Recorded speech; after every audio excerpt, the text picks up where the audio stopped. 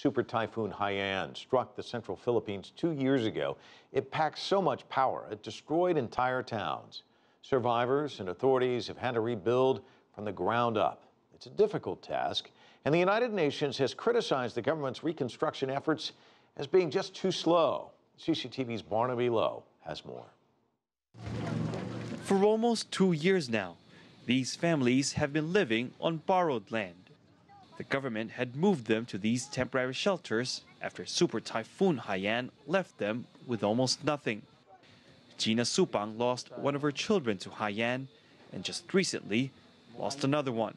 She blames it on the lack of ventilation in these bunkhouses.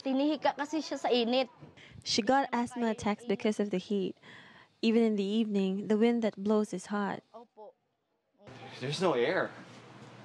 Walang hangin. Yeah, there's no Mas lalo na doon, sir, sa dati, doon sa building 15. Well, she's saying that they've already transferred to a new unit which has more space outside, so there's more air. But when her daughter died, it was in a different housing unit where it was much crowded, and so there was even less air inside their home.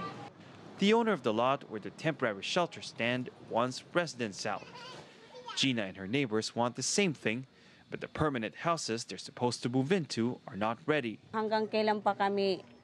Until when are we going to wait? The government tells us the new deadline is in December. Is it? Maybe it will be another year. Their frustration led them to write an open letter to President Benigno Aquino.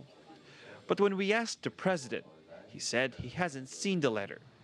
And when we visited one of the government's housing projects, we saw fewer than 100 construction workers building thousands of homes. There was, however, full-on construction on the other side of town.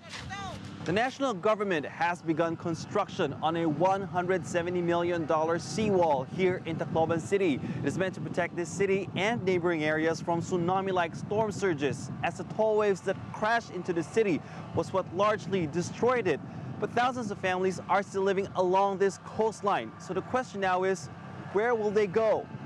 Eventually, to one of these houses, according to President Aquino.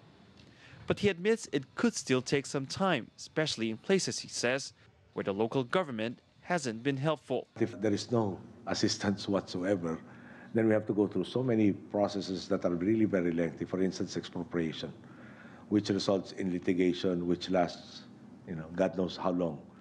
That hampers our ability to move the families. Most residents along this coastline say they're not opposed to the project, but with nowhere else to go, they say they will have to literally stand their ground for now. Barnaby, CCTV, Tacloban City, in the Central Philippines.